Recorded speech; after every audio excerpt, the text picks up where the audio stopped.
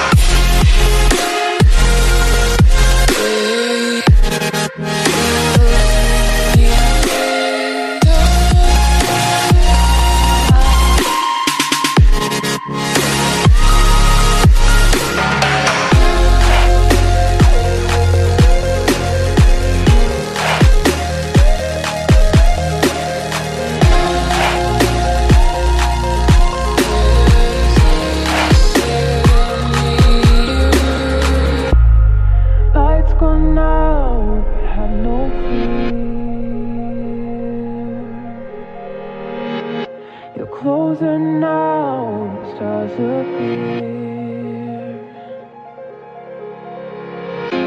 We climb so high, 100 trees. So don't look down, just follow me. Leaning on a photograph, and our memories, they come alive. Lay me down, you slip right out of my mind.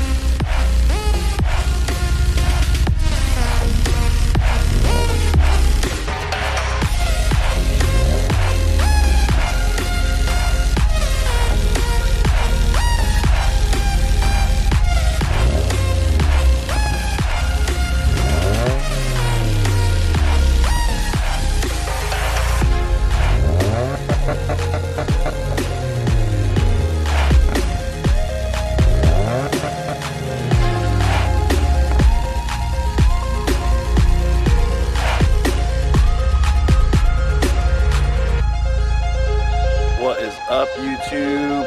It's a beautiful day here in Florida. What I wanted to do today was go over a quick review of my 2015 Subaru WRX. What I wanted to do today was, my previous review that I did was initially when I installed all my stage 2 parts, and so what I wanted to do today was kind of go over reliability review. Now that I have over 15,000 miles on these mods, to kind of go over the reliability that maybe the 2015 WRX has. So what I want to first do is I wanted to kind of go into the engine bay and kind of show you what I have already installed. If you've watched my previous videos, then you'll know, but I do want to go ahead and go through a quick review on the overall car real quick with you.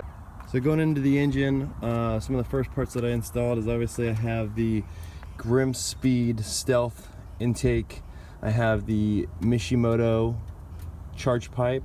I also have the Grimspeed 3-port electronic boost control solenoid, which you can't really see, which is obviously down underneath by the turbo. Some other mods, obviously I have the TGV deletes from Torque Solutions. I also have the IAG EGR deletes. Some other modifications that I have done is the Grimspeed catted downpipe. The car itself already has the SPT STI exhaust that came on the WRX Sport package. As you can see, honestly, the tone of the exhaust sounds awesome with the combination that's already on there. Going inside, obviously for my choice of tuning, I have the Access Port V3 from Cobb, which is incredible. I've loved it through everything that I've done with the car so far. And so that's some of the modifications that we have already. All right, so let's talk about the reliability of the car. Everything runs great on this car. As far as maintenance goes, you know, I just change my oil every 3,500 miles. I don't know how you guys are. Everybody's different. Everybody has different preferences and things like that. So love it or hate it or take it with a grain of salt. The oil that I use for my car is Rotella oil. So my tuner used in his car. I looked at the oil specs that he ran on it and the tests that were done on the oil, and I've been running it since I modified my car over 15,000 miles ago. So some people say do it, some people say don't in the FA20s. You know, it just comes down to preference. My car has run phenomenally well on it, and like I said, as far as maintenance intervals, I just change my oil about every 3,500 miles, and my oil looks great. So, you know, I have different people who say they change the oil at 5,000 miles. You know, again, guys, it comes down to preference.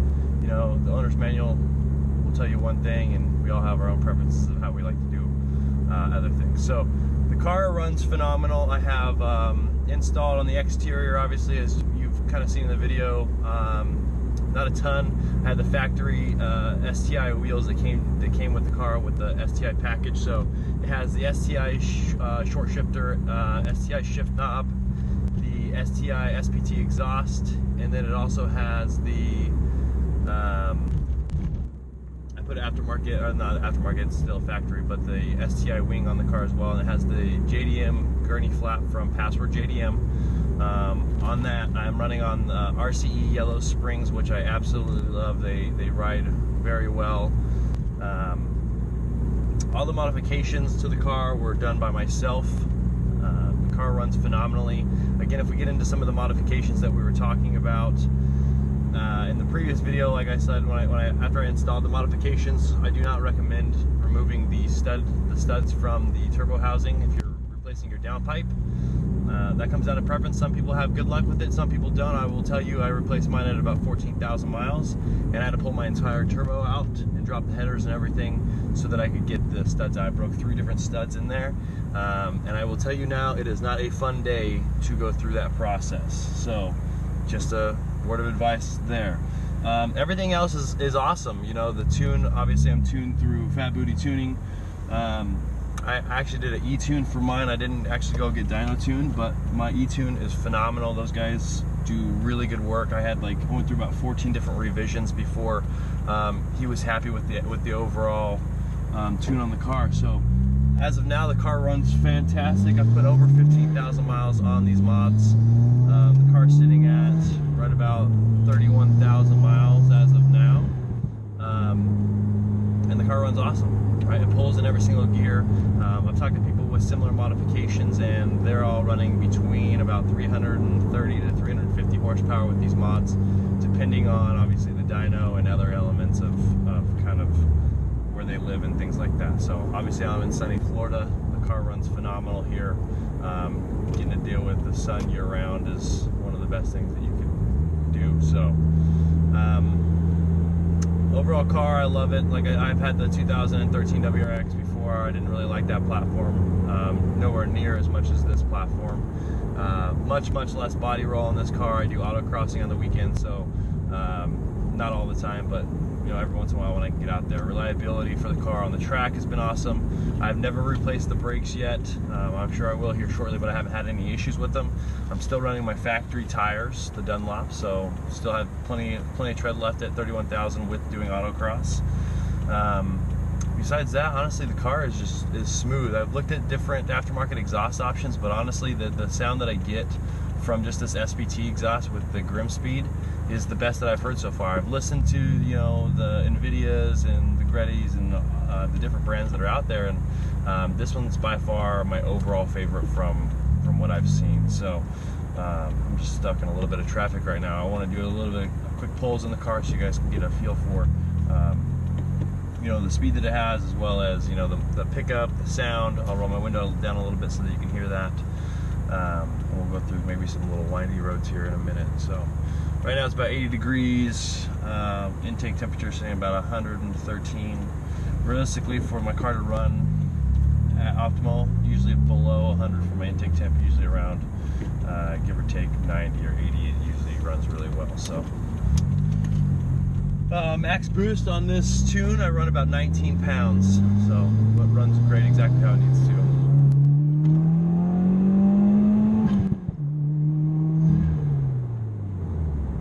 Nice little third gear pull.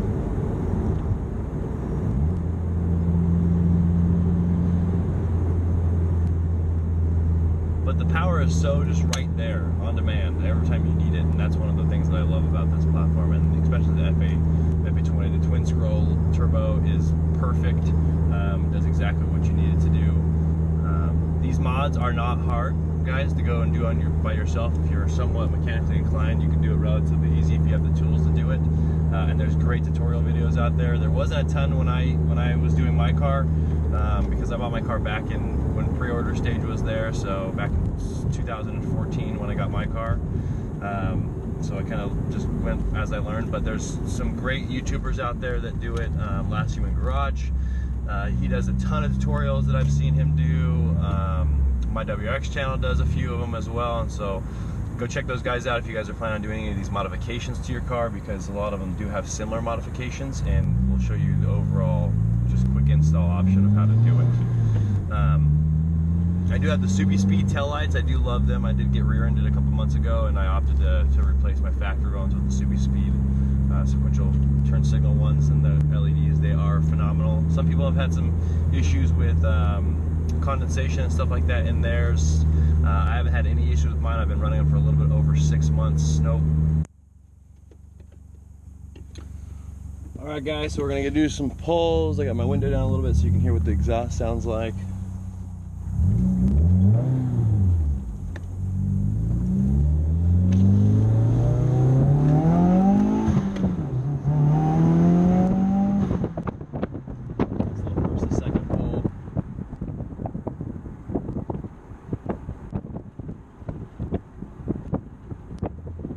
Road there, it's really windy and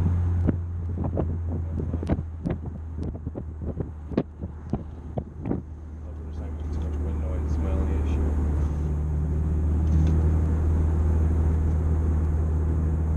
It's a hot day here in Florida. It's 80 degrees.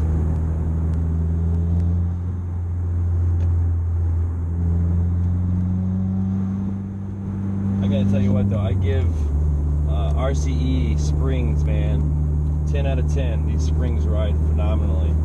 They were kind of a pain in the butt to install because I didn't have, you know, the right tools to do it. But once I got them in, it was worth all the work to get them in.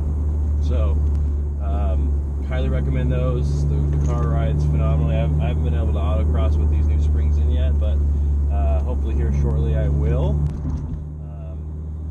That way I can give you a full kind of review for them. But they're stiff enough where they're still comfortable. You know, you're not feeling every single bump in the road, and they're still nice. So I definitely do recommend these RCE springs.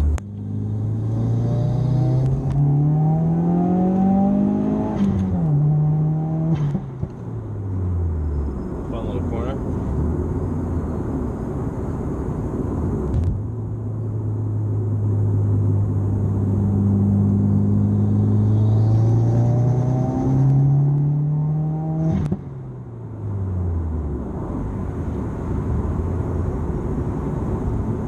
It's just a blast to drive, honestly. Perfect daily driver just to go out if you want to go have some fun on the street or go take it to the track. It's just either or. You have both options available, whenever you want it.